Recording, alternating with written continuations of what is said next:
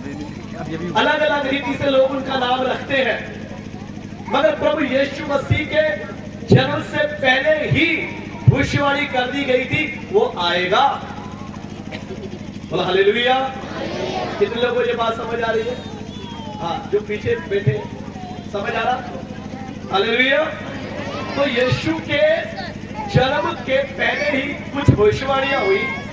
हम देखेंगे परमेश्वर का वचन कि कौन कौन सी भविष्यवाणी हुई और कौन सी भविष्यवाणी पूरी हुई। और आज हमारा इधर एकत्र होकर, इकट्ठे होने के द्वारा हमने क्या फैसला लेना है, क्योंकि हमारा विषय वही है, सत्य को जानोगे तो सत्य तुम्हें आजाद करेगा। बोलो हालेलुया। आज आपको आजादी के लिए, पाप की गुलामी में हो सकता आप आजाद हैं, हो सकता आप डर में हैं, हो सकता आप चिंता के डर में हैं, हो सकता आप अलग प्रकार के भय में जी रहे हो। मुझे नहीं मालूम प्रभु किससे बात कर रहे हैं। हो सकता आपने बहुत जगह पे जाकर अलग अलग रीति के द्वारा छुटकारा प्राप्त करने की कोशिश की होगी, मगर आज जब आप बुलंदपुर कलीसिया में आए, आज प्रभु आपको संपूर्ण छुटकारा देके भेजेगा यहाँ से। हालेलुया।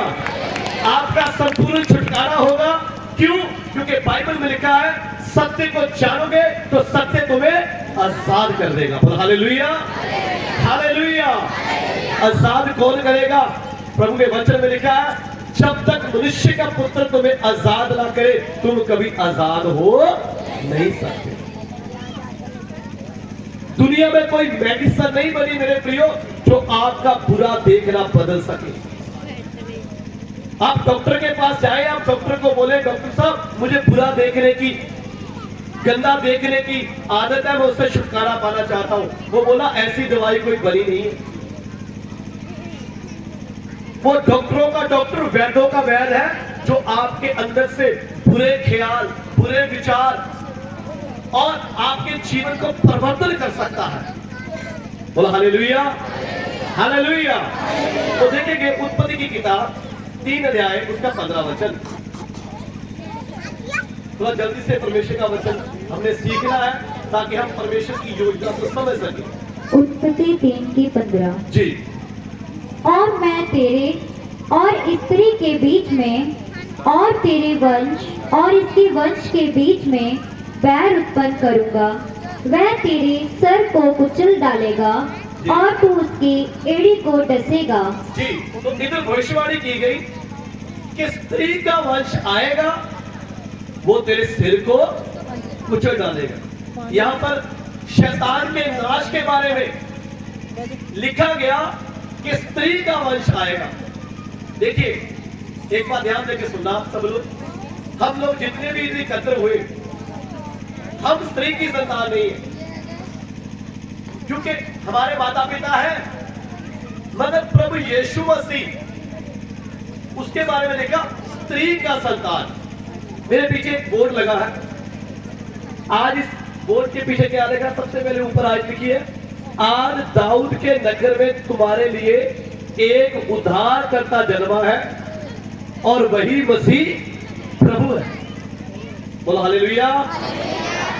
तो प्रभु यीशु का इस पृथ्वी के ऊपर आने का बारे में पहले से भविष्यवाणी की गई थी कि स्त्री का वंश आएगा, वो तेरे सिर को कुचल डालेगा। इसके साथ ये भविष्यवाणी कब पूरी हुई? गलाती 4 का 4 भी पढ़ लीजिए। तो प्रभु का वचन साथ साथ में आपको मैं बताऊंगा जो जो भविष्यवाणी की गई वो कैसे पूरी हुई और आज हमारे जीवन में परमेश्वर की योजना कैसे पूरी हो सकती है। हम पढ़ेंगे गलातिया 4 का 4। गलातियों 4 की 4। जी। परंतु जब समय पूरा हुआ तो परमेश्वर ने अपने पुत्र को भेजा, जो स्त्री से जन्मा और व्यवस्था के अधीन उत्पन्न हुआ, पढ़ लीजिए आगे पूरा।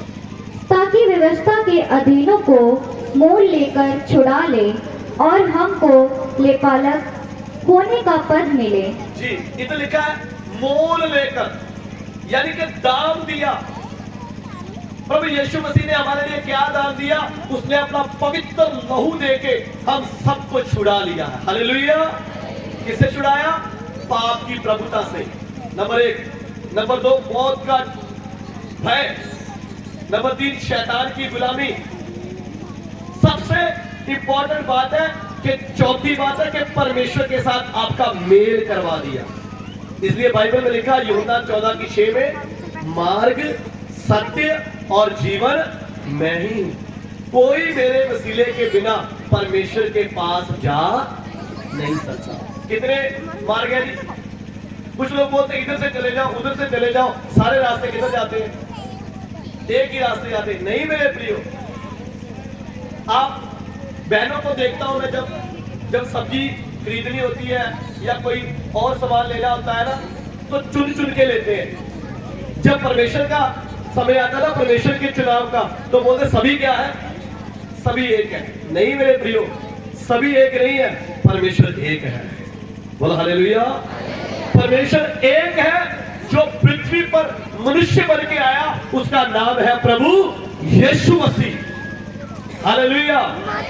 क्योंकि यीशु के जन्म से पहले ही भविष्यवाणी कर दी गई थी कि स्त्री का संतान आएगा, और एक और भविष्यवाणी की गई। आप वचन नोट कर लीजिए, मैं पढ़ाऊंगा नहीं क्योंकि आप सब लोग पवित्र बाइबल को पढ़ने वाले हैं।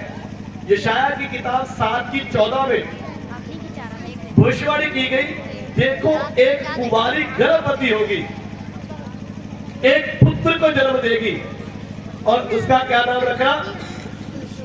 बोलिए कलीसिया, उसका नाम रखना इमैनुअल। इमैनुअल का अर्थ क्या है? प्रभु परमेश्वर हमारे संग है। मगर जब जिब्राइल स्वर्गदूत मरियम के पास आया तो उसको पता क्या बोला? तू उसका नाम यीशु रखना, क्योंकि वो अपने लोगों को उनके पापों से छुड़ाएगा। हालेलुया। अपने लोग कौन है? जो उस पर विश्वास करते हैं, जो उसकी आज्ञा को मानते हैं, जो उसके पीछे पीछे चलते हैं। इसलिए प्रभु के वचन में लिखा, तू उसका नाम यीशु रखना, वो अपने लोगों को उनके पापों से छुड़ाएगा। आपको आजाद करने के लिए, आपको पापों की गुलामी से छुटकारा देने के लिए ये नाम पृथ्वी के ऊपर आया है। और इस पवित्र बाइबल में लिखा है, जिसका नाम जीवन की पुस्तक में लिखा हुआ ना मिला, वो नरक की आग में डाला जाएगा। तो मेरे प्रियो, आप सब लोग इधर आए, आपने एक्शन सॉन्ग देखे, ताली बजाई, सॉन्ग गाए, खाना खाया, घर चले गए, तो इससे आपका नाम जीवन की पुस्तक में लिखा नहीं जाएगा। अगर आप में से